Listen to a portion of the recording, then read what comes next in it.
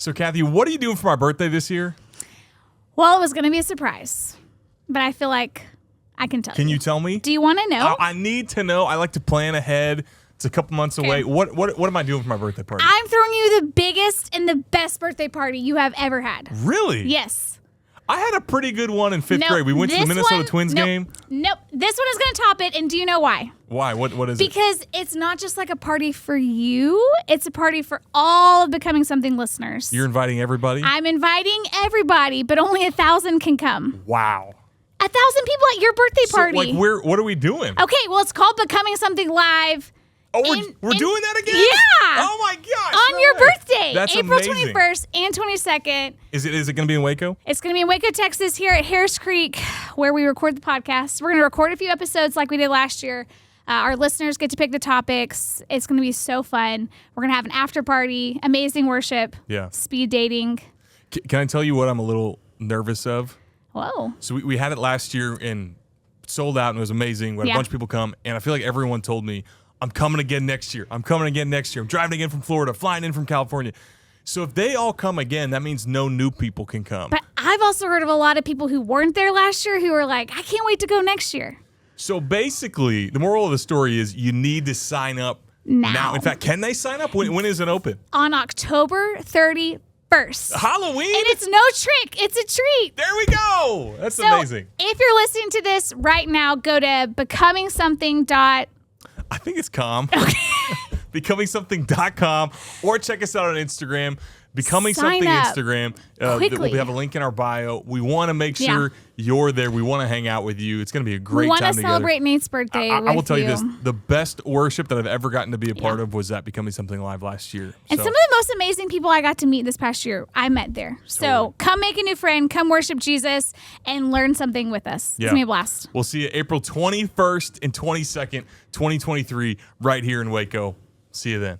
And now, enjoy today's episode.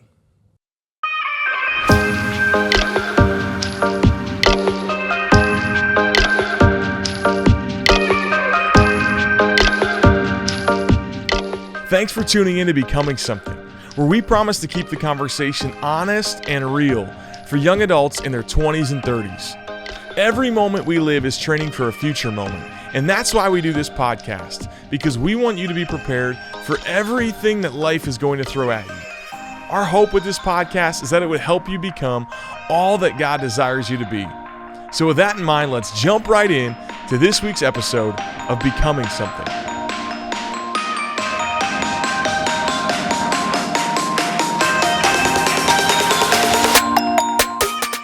What's up, podcast world? It's your boy JP in the podcast studio with my homeboy. What's up, JP? How you doing today? You like the Braves, huh?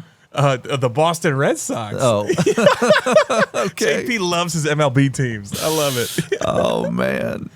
Hey, you are rocking a shirt of a team I actually love. They say like this is the flame them up, Liberty Flames, man. Flame them up. I love Baylor, but if I didn't go to Baylor, I would go to Liberty. I feel like you let me off the hook for that really easily. Of course. Yeah, it's fine. It's just a B. Here's like one. They love you at Liberty. You need to know that. Shout out. Well, I love Liberty back. I did. Like there was like a long line of people. That I was. Did they think it was me? No, they didn't think it was you.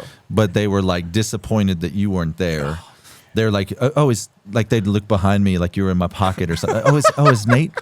Did Nate not come with you? We usually travel like that. Somebody told me to tell you that they loved you, and I can't remember their name right now, but they loved you. That's great. And so what are we talking about? Well, I wanted to talk about trauma. Like, can we do that?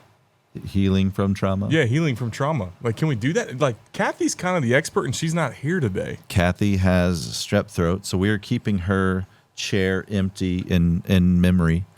Did she not make it? No, she's gonna make it, Nate. She's gonna pull through, but she's just not with us today. Do you have anyone who could be better? I do, because I just have started a book, Brave Enough to Be Broken. It's typically for women, but I have found it to be helpful in dealing with things that have happened in my life. And I mean, truly, like, this is ministry. Like, this is what we're talking about all the time, is like somebody's in front of us and they're like, hey, here's what's in my background: ex-boyfriend, dad, stepfather, babysitter.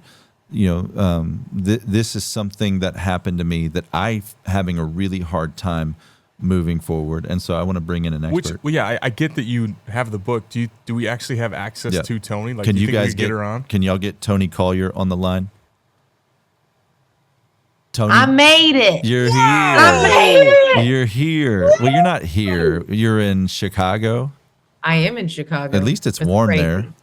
It is not. I can't put on enough clothes. What do we need to do to get you to Waco? Like, let's hire you on, much. Bring her here. Not Come much, on. honestly. Houston, Texas, born and raised, baby. No way. I am freaking right. Let's go. I will always come. Always. Yeah. Man, I mean, you better like talk to some people about that. I feel like that just happened. It could just happen. Guys, we're not trying to start rumors here, but the Colliers are coming to Waco. this is exciting. That just happened. We got a They're verbal. lying. They're lying. Someone call my husband. We got a verbal. I'm just saying, you just verbally committed. I want to come back. I'm going to be honest about that. Texas, baby. But Still got my Texas number. Okay. Be honest. Have you ever been to Waco? Yes. You have? Well, unfortunately, I went to Waco in my college years, and I don't remember half of it because I blacked out a few times. Oh, because I just saw your post. I was like, what is this picture in my feed?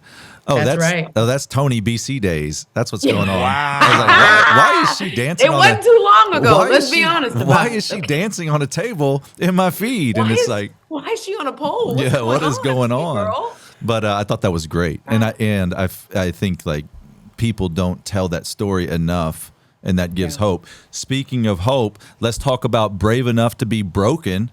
And so, broken crayon still color. I know that's your thing. Tell us just a bit about that. Yeah. Long story short, I have an organization that helps women heal. Like, that's our thing. And we do that through resources and courses and devotionals and books like the one that I just wrote. Essentially, Broken Crayon Still Color is legitimately helping people process through pain and get on the other side to hope. Like, sometimes we think it's like super easy to go to counseling and transition toxic communities and relationships and figure our whole life, but it ain't. Yeah. Okay. So essentially, we're just helping people with a roadmap to help them get through some hard stuff. Yeah, and that's it. And if somebody's like, hey, how is she going to help me? Like, what are her, is she an LCP? Like what, why, how is she going to help me do that? What would you say? Yeah, it's good stuff. So I get this question all the time. They're like, well, you're not a counselor. You're not like a licensed counselor professional. First of all, I have them certified in crisis intervention and suicide prevention, but also. How about them apples? Oh, hey. But what I'm helping people do essentially is to put the roadmap in place, pointing them to licensed professionals. In my culture, African-American culture, like when I told my parents that I was going to counseling, my mama called me and said, are you bipolar? What's going on? Have you lost it all? And I'm like, no, Mom, I want to go get healed. Like I need help. And I didn't have people around me that could point me to those resources and to help me like walk through a healing journey. So what we've done is we pulled women from around the world. We've sat down with licensed professionals and we've created a roadmap that helps people walk through the healing journey. So never claim to be an expert in anything but my own story. And I just feel like I can use my influence as a Christian leader, as a Bible teacher, to like infuse this healthy concept into the church. Yeah. And I think we need to remember that formal education is a man-made construct. Like for a long time for most of history, it has been apprenticeships. So you would learn from experience, you'd partner with somebody, you would learn from what you see them doing. In Christianity, we call that discipleship. And there's a lot of experts that aren't what society would call experts, and they become experts through experience. And I want to be careful how I say this next thing, because I'm not trying to say, hey, you just throw Bible at any problem. But if we do have the manifold wisdom of God and you have learned to navigate this collection of 66 books, there's a lot of wisdom in there, because this is what the Creator has given us and said, hey, this will be beneficial. This is suitable for correcting, teaching, rebuking, and training in righteousness. And so if we have that, you're going to you're going to be able to parachute into lots of different situations and bring about healing. Come on. I think that what I love even where we started, is just that God has taken your mess and made it your message, and now your ministry. And so if somebody's out there and they're like, hey, this happened to me, this thing, on prom night or when I was growing up, and whatever, like this is in my background, and I don't want to open that closet, Toni, and I'm fine, and I'm fine. Like I'm going to work, I'm earning my paycheck, I got friends, we laugh at movies, it's fine. Why are you going to ask me to open that door? So this is the subline of the book. It's how to embrace pain to discover hope and healing. And I just believe that in order to live our most whole life, in order for us to go on a healing journey, we got to go back to some painful stuff. The truth is, when we're numbing, which I did for years and years and years, I just scooped all my pain, all my trauma. I've been sexually abused by family members, lost my virginity at 13, was popping, drinking, twerking, all the things in high school and college. Can you guys edit that out? What was that? I was talking. No, I was please talking don't. To the tech team. The people need to know. This is Totally. the only. I only have the authority to talk about this stuff because I've done it wrong first time. Okay, so that you don't want to, delete that out. But yes, popping, twerking, drinking, all the things. Okay, and what happened was I got into an abusive marriage, ended up getting a divorce, and I started leaking. So at about 25 years old, stuff just started overflowing, because what had happened is that I'd numbed my pain for so long, I no longer had control over it. And so it would just start coming out in different ways. It may be, sitting with your boyfriend, and they're like, hey, I didn't like the way you said this, or with your girlfriend. And next thing you know, you popping off and you're yelling and screaming. And you have no idea why. It may be, the class that you just can't get right, or the job that you just won't get. And it does something to you that you can't control anymore. And it may just be that it triggered you from a pain that you've been trying to numb. And so my whole thing is, look, face the hard thing, go through the pain, grieve the things that you want and that you've lost, and come out on the other side more whole and more healed. Yeah. I just think it's the way. Yeah, you can build your house near a volcano, and you can just say, hey, I've not seen, any lava or anything bad for years and years and years, so everything's fine. But you don't control when that's going to, show up and just tear everything that you've built down. That's good, and I think what we can do is not just give the enemy a stronghold. We can let him maintain his stronghold. Woo-hoo. And he's crafty. Like, he's not going to show up, day one in the relationship. He's probably going to wait till you get married. Maybe even wait till you have kids, and then he's going to say, "Hey, still here, still got the stronghold." And then try to trash your life. And so I love that you're giving people hope. Like, how do they find that hope? Man, there's so many ways. I also want to put language to this concept of pressing into pain before it erupts, like you're saying with this volcano. And it's really just choosing to live on the offense, not the defense. I am trying to always live a life on the offense. I want to have something in the reserve so that I actually have a solid foundation. So then when stuff hits the fan, because it will, then I'll be equipped. And some of those ways that I talk about in the book and beyond, even before writing the book, is number one, community. We talk about this all the time, like you are who you hang around, you become who you're with, like all the things, but no, truly, like, number one, I say that you cannot heal in the environment or with the people that broke you in the first place. And so we really do have to look at our environments, at our communities. And even Jesus had circles. He had his close three, then he had the disciples. There were layers to the way that he functioned with people. And in our innermost circle, obviously it's our intimate circle, and it's with God. Like, can't nobody get in there. Bae can't get in there. Your little best friends and stuff, they can't get in there. But then beyond that, you got to know the people that are safe enough and strong enough to hold the pain that you actually are walking through. And so I think toxic community is a huge thing. Number two, counseling. Like, at this point, I'm like, listen, if you don't have a counselor helping you process through just normal stuff, like how you feel about things and how your mental capacity is for the things that you're going through, for your classrooms, for whatever, if you don't have someone helping you process through that step by step, like, you're just putting yourself out there, okay? You're putting yourself out there not to be protected. I would say the third thing is about your relationship with God. For a long time, I was a fan of Jesus, not a follower of Jesus. I would be singing all the little worship songs on Sunday, and Monday through Saturday was trash, okay? And what it really was is I was just a fan. I was sitting on the sidelines saying, oh, that Jesus thing is so cool, but I wasn't actually being like sculpted and sanctified in my walk. And when I really started to dig my teeth into a following, being a follower of God, man, it was totally different. Those are just some of the ways that we talk about going on this healing journey and having the tools that you need to make it pop. Yeah. So the book is Brave Enough to be Broken. And I think there's probably people listening, they're saying, hey, I'm not broken. And I would say, no, you're not brave enough, because we're all broken. And there's just some of us that are using our brokenness to take steps forward, and then there's others of us who aren't realizing how our brokenness is holding us back. And so I love that. I love the title. First of all, Brave Enough to be Broken. You have any thoughts on that? Well, I feel like the title is somewhat confusing, because I feel like broken people aren't brave enough to push through. Your brokenness is not braveness. Like that's admitting weakness. What do you mean? Yeah. Here's what's crazy. I say this all the time, especially when I'm teaching. I'm like, I know you guys are saying, well, how can you be broken? How can you brave? Listen, it doesn't take a lot of bravery to be perfect. Okay, when we show up and we've got our filters on, which no shade on the filters. Okay, I'll be using my little filters.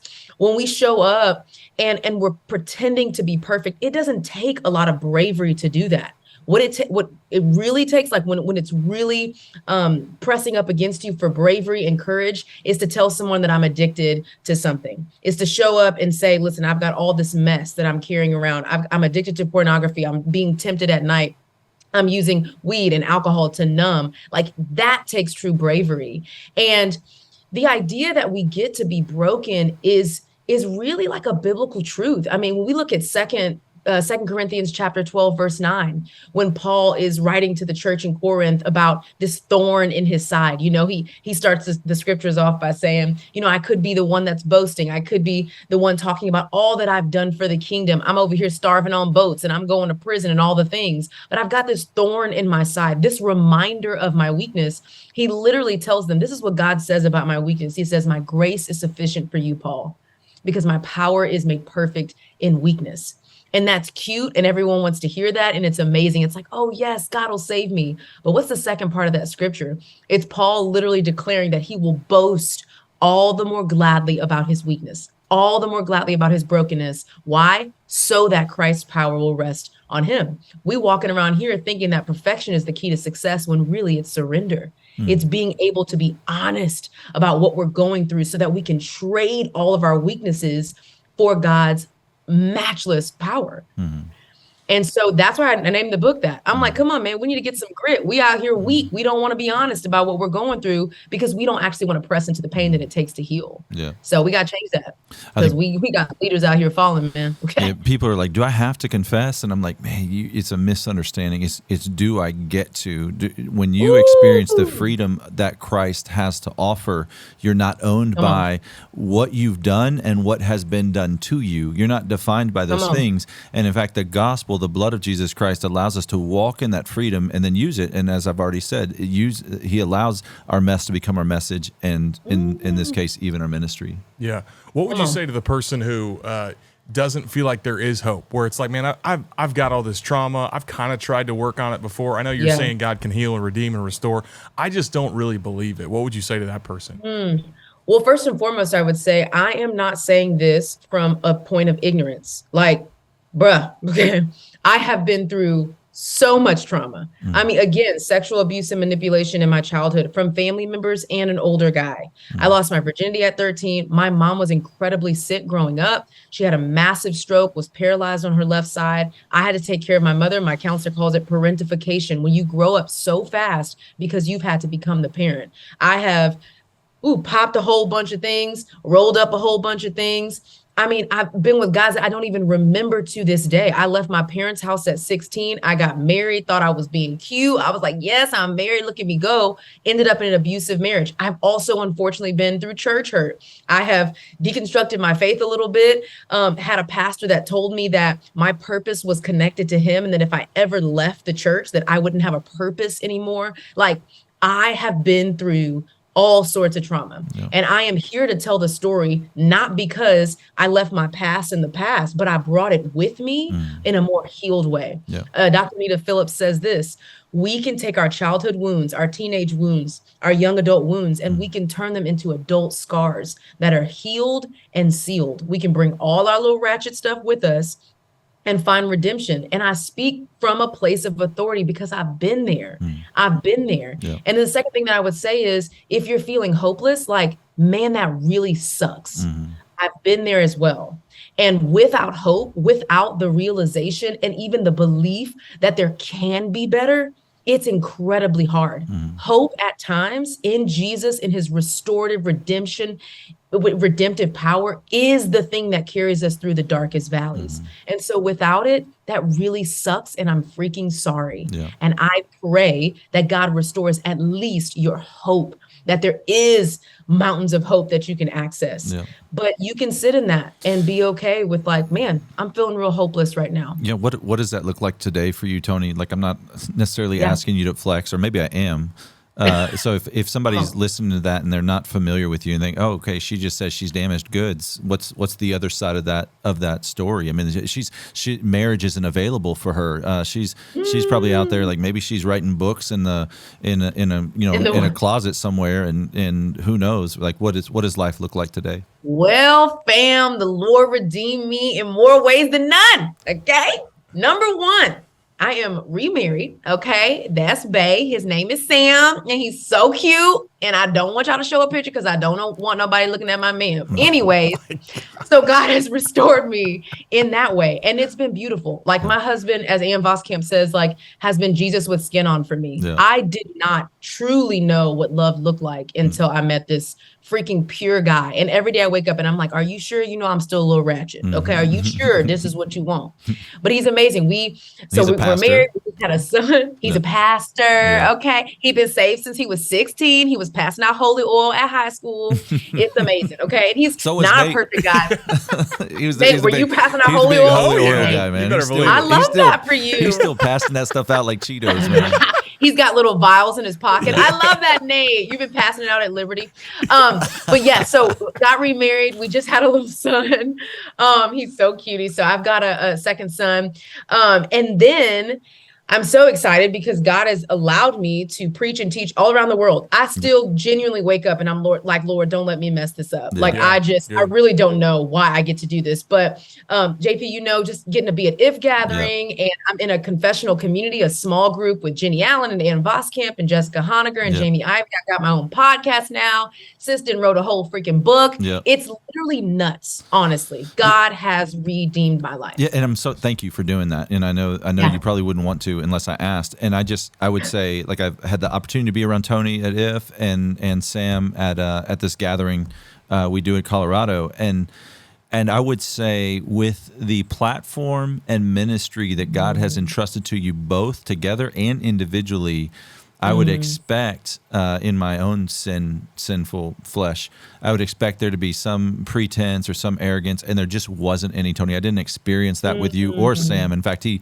texted me the other day and was like, "Hey, let's chop it up on this," and there's just a kindness and an inviting nature, and I think a lot of that comes from being close to your depravity, right? It's like, hey, I know what I'm capable of if I'm not walking by the Spirit, and so I want to stay by that. And so, what about that person that's just like, man, how, every now and then I'll see someone so crippled by their past that it's like they can't even say the word. Like they will tremble. It's like, man, please don't. We can go into any room in the house. Please don't make me open that door. And if you try, like, I'm going to be re-traumatized. I'm afraid, that's just, like, I'm that much in this really bad place. I can't do it. What would you say to them?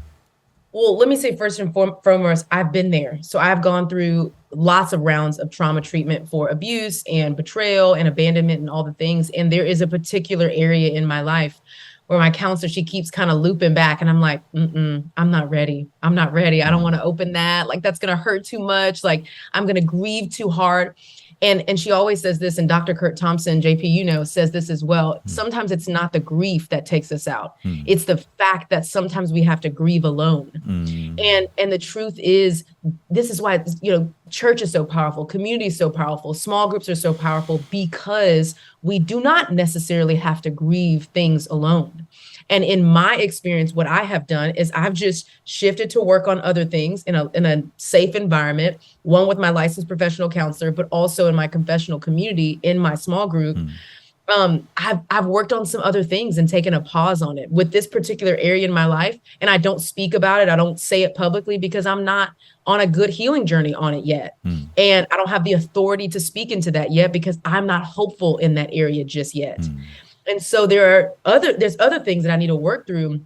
And what happens is you start to build the grit and the resilience to work through the really hard thing when you work on the thing that you can work through. And then I think you got to have people to walk with you. There are moments in our confessional community where like my girls have to hold my arms up on some things. There's just some things that they have to carry for me. We're with you. We're not leaving the room. We got you. If you just need to cry, if you need to look crazy for a little while, that's okay. That's the power of having people to hold your arms up, man. What you hear my friends saying is, hey, there's journeys that I've been on that I am now prepared to be a guide for. Like I've been through that terrain and I know how to lead people through that terrain. And then there's an aspect of my life where I'm not through it yet. And I'm not in a place where I can say, hey, here's how you get through this, because I'm still figuring it out myself. And she has the humility to say that. She can say, hey, here's what the scripture says. Here are the truths that God has given me that I wrestle with and I'm struggled to believe. And I can point you to those truths. I can say, hey, here are the same truths that I need to cling to, but on this journey, I'm not all the way through the terrain. The book is Brave Enough to Be Broken. Toni Collier, we're talking about it right here on Becoming Something. And you touched on community. And so small group, home group, cell group, life group, whatever you call that in their context, what does that look like? If I'm at some church, like I'm a young adult, I'm out here, hey, I want to go through life with other women. I want to go through life with other guys in my same life stage. How do I find that? What does that look like? Yeah, it's been a rocky journey for me. Like I said, I've got church hurt in my past. So at one point it's been like, oh, I'm going to have a small group like that's connected to my church. And it's awesome. And, we've come from North Point Ministries. We believe that life change happens in circles, not rows. Your whole life ain't about to change on a Sunday morning out here. You need people to go deep with. But what that's also looked like is me assessing my current friend circles.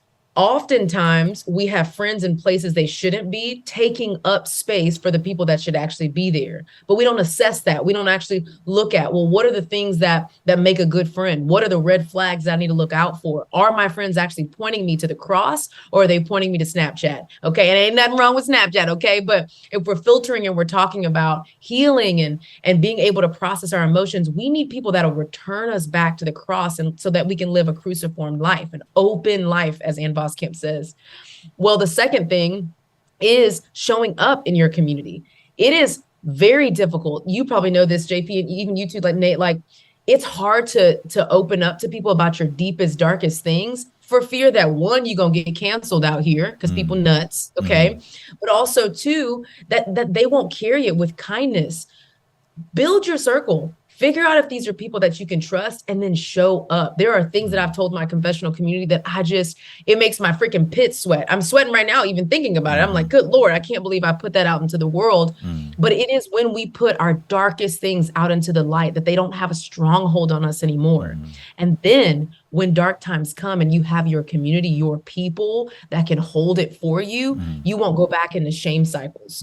You won't be the person that says, I have to keep hiding until it literally consumes you, and then you lose everything you got anyway. But it's showing up and it's being consistent. Like it's not enough to just be out here texting every now and again. Try your best, get in person, be intentional, keep going, try weekly, try bi-weekly. It's just important to stay consistent in these groups. You okay? Because I don't know if you picked up on, she said, and you know this, JP, and even you too, Nate. No, I did. The truth was, Lord. I was like, I can't believe she knows my name. Yeah, I thought that too. I thought that, because typically people come on and it's like JP runs the show, which is great, but it's like, there's whatever. So you knew my name, which is amazing. I feel blessed. No problem. I'm here with you. And okay, even you too, holding it down. what I would say to that is the only kind of people we've ever trusted are really broken people who are capable of untrustworthy things. And Christianity gives us a process, like Jesus gives us a process that if someone hurts us, like we can express it to them, and then that can even be an avenue for their growth, which I hate. Yeah. I hate being, the expense of that, like to be the training ground of that. But that is the essence of hope. Hey, that even I've done dumb things to people. I've done hurtful things to people. Yeah. People have done hurtful things to me. And if we say, all right, how would God have me respond in the midst of this? It can be an avenue for growth for all of us. And that's good. I love it. What would you have to say to someone? We've got a lot of young adults listening who are exactly where you were. I don't know how many years ago that was. Probably not very long. You don't look very old. But they go to church on Sunday, and then Monday through Saturday they're popping, twerking, drinking, whatever else you said. I love that you brought that back. Yeah.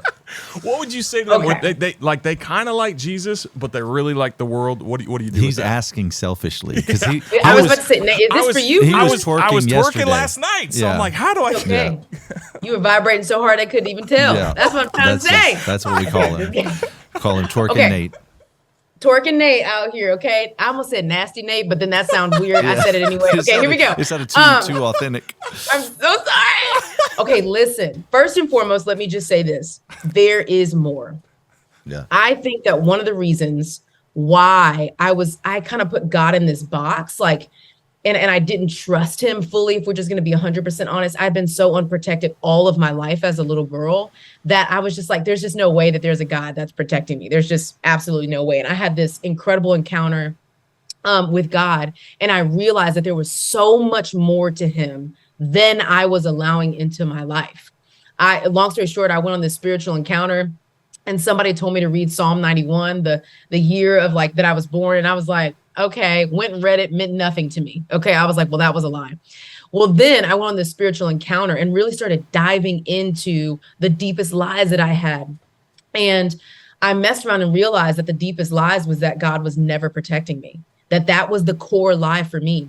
Well, I went back to Psalm 91 and it meant everything to me. I mean, it talked quite literally about this God that was keeping me safe, that was protecting me, that I would, be surrounded even by lions and snakes, but none of them would touch me. They would drop like flies. I mean, all the things.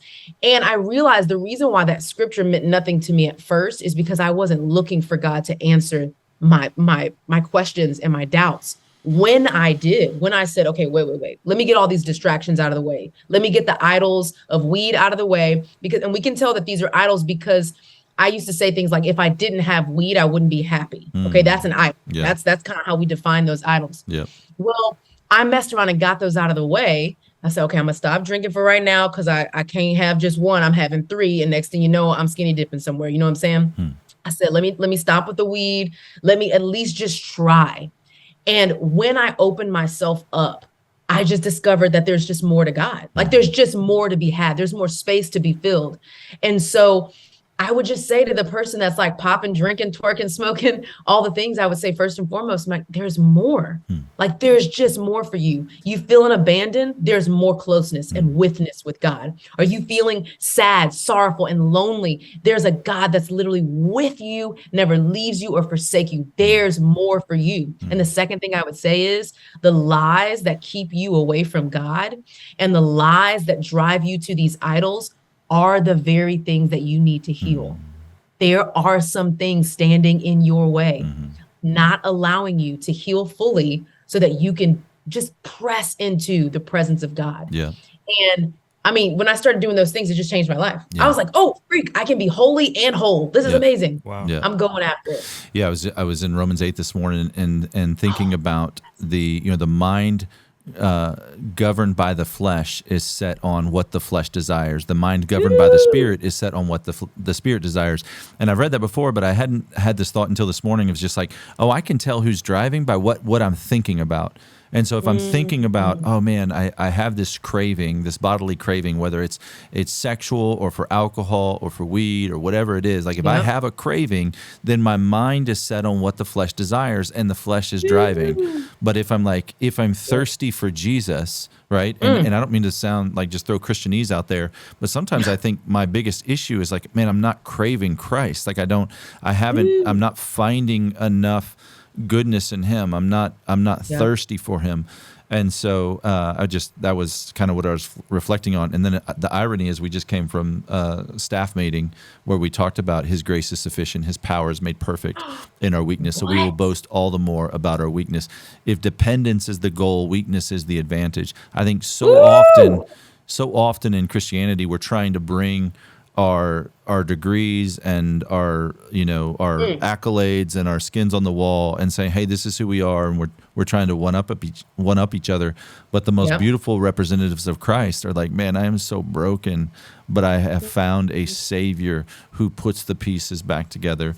The book is Brave Enough to Be Broken with Toni Collier. Listen, get it everywhere. Go on Amazon right now, order it up, walk into your local bookstore, ask them to have it. If they don't, just say, hey, this is the book I'm looking for. Make sure you order a bunch of them. Brave Enough to Be Broken. Toni, thanks so much for, Kathy, we do miss her, but we're so glad that you could jump in. Yay! I'm so grateful. Oh, I love you, Nate. Hey, I just can't wait to work with you. Yeah, I'm moving down. Obviously, I know. It's gonna be fun. This is great. I'll start looking at houses for you. Headlines. Thank you so much. I really appreciate your support. Thank you, friend. Hey, guys, we'll see you next week.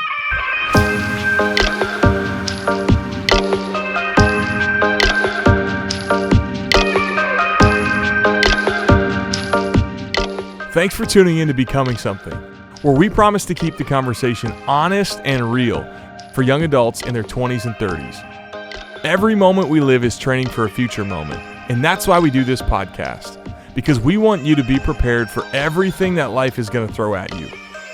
Our hope with this podcast is that it would help you become all that God desires you to be. To find out more, visit becomingsomething.com.